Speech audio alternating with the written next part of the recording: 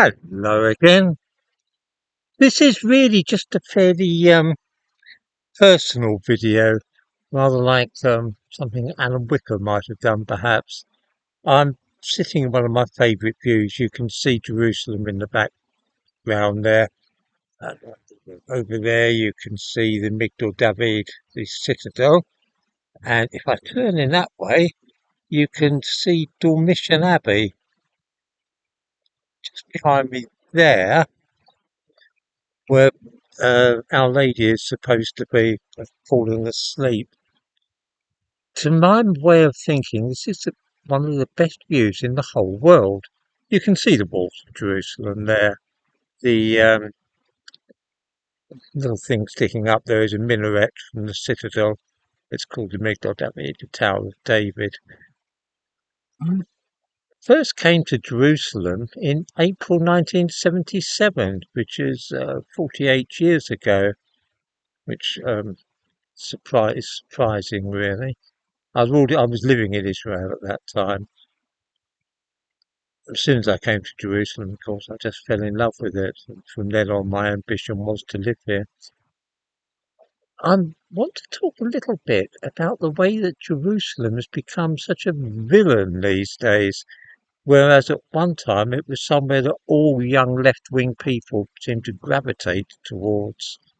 In the 1960s and 1970s, going to stay on a kibbutz was something that an awful lot of young people, left-wing types, hippie types did. It was quite the accepted thing to spend 6 or 9 months on a kibbutz. There was no question of anybody condemning Israel as an apartheid state or anything of that foolish nature. It was just something that people did. One of the reasons that people wanted to go to stay on kibbutzim, young people that is, was that they were a fairly idealistic commune. They were Marxist societies. Um, all meals were eaten communally, even breakfast. Nobody ate in their own homes. Everybody went to the dining room to eat. Once had a baby, after a month or two, the baby went to live in the children's houses. The babies weren't raised by the parents. Parents could visit them each day, but the babies were raised by the kibbutz, raised by the community. And I think a lot of young people in the 60s and 70s found that fascinating. It was a big thing for living in communes in those days, and the kibbutz is a type of commune. I spent just over a year on a kibbutz in the Galil up north, in Galilee. Um, then later on, I spent another year and a half onto Moshavim, cooperative farms rather than collective farms. And of course, eventually I gravitated to Jerusalem. I had an apartment there here. I was just over 2 years in Jerusalem. This was interspersed with things with other countries, Sweden, and then other countries in the Middle East like Syria and Lebanon, and so on. It took a long while. So all in all, I was here from the mid-70s to sometime in the 1980s. Today, anybody saying anything good about Israel, anybody announcing that they're going to visit Israel or supporting Israel, is viewed very much askance.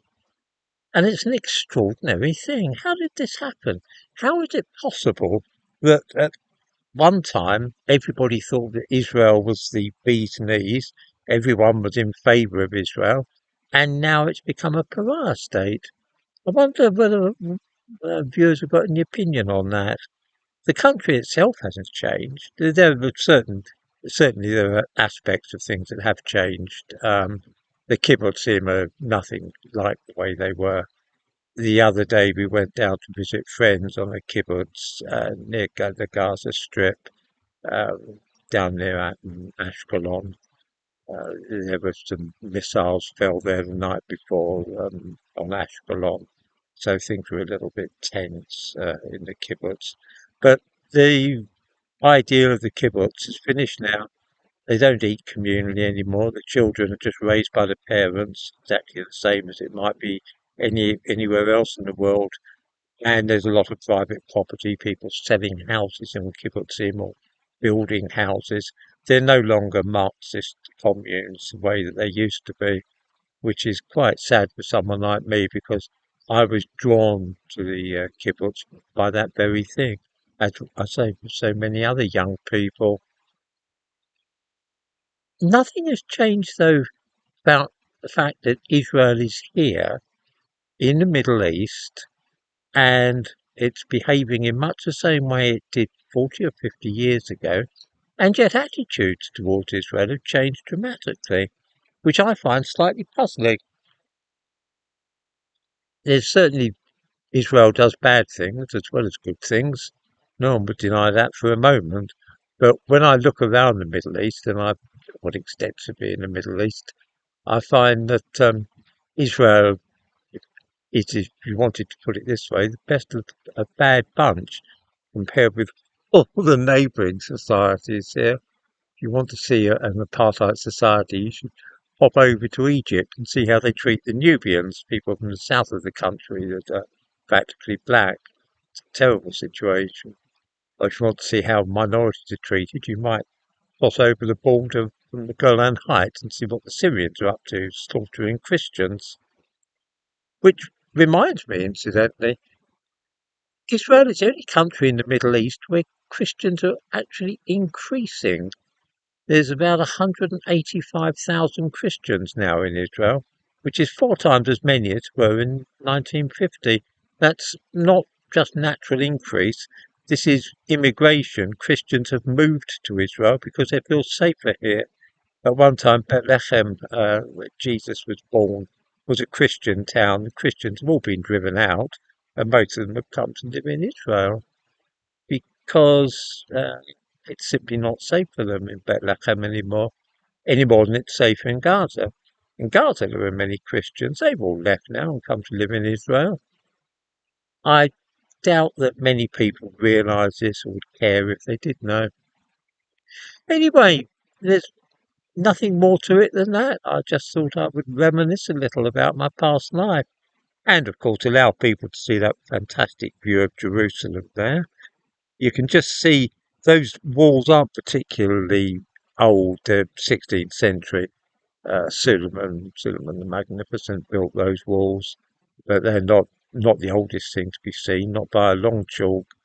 I was down by David, the city of David, yesterday, and there are structures there which predate the Israelite conquest of the city. So they date from, they're over 3,000 years old. Israel is a very, very ancient place. Jerusalem is an exceedingly old city. So anyway, that's enough of an old person simply rattling on. Normal service will be resumed as soon as possible. So I hope people will forgive my going on in this strange fashion.